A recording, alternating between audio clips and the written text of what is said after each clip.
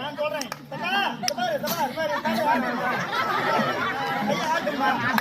பாயில புலிக்குட்டி சிங்கக்குட்டி அப்படி மட்டும்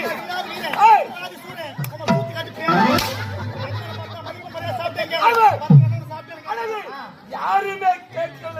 நான் கேக்குறேன்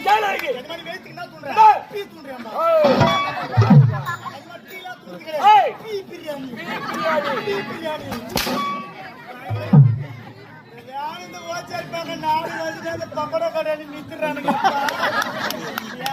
அரை கிலோ 1 கிலோ தான் எடை போடுவாரு. எடை போட்டு பயக்கம் கிடையாது. இவங்க உடனே ஒன்றே அந்த கதையை அப்புறமா சொல்லுங்க.